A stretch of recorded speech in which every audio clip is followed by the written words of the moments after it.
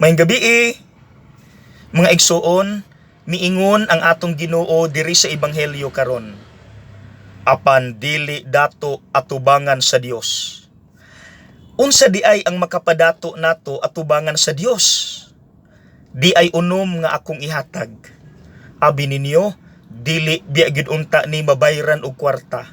Kaso kita mismo ang mituyo nga bayloan kining unom sa kwarta or material nga butang.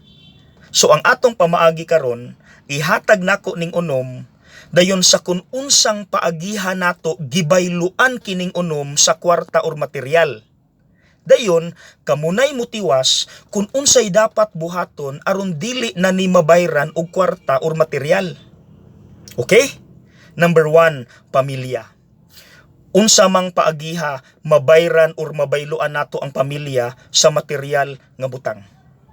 Kanang atong gadgets. Imbis nagtipok tas balay, nag-iyahay taghawid sa atong cellphones. Naapagani man nagsuon, nagbungol kay nag-ilog sa kabilin nga yuta. Ikaw naamang kay pamilya, unsay dapat buhaton. Number 2, friends. Sa unsang paagiha, mabayluan ang atong friendship sa material nga butang. Kana bitong ayha rata magparamdam sa usag-usa kung naatay tuyo or naay kwarta. Wala gani tuyo, wala gani kwarta, dili ta magparamdam sa usag-usa. Ikaw naamang kay friends, unsay dapat buhaton. Number 3, talents. Example, na ako'y nailhan nga choir, sila rapod nag-ingon ani, nga gi-offer nila ilang talent sa pagkanta, pero after the mass, mangayo silag bayad sa opisina.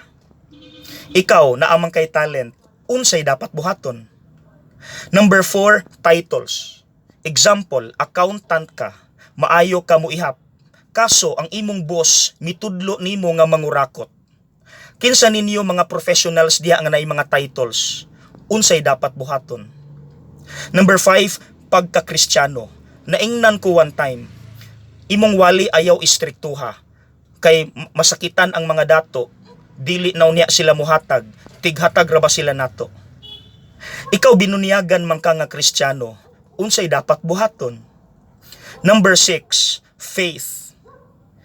Naay problema ang tao, iyang giinom, iyang gisuroy, aron malimtan ang problema, aron dili maatubang ang problema.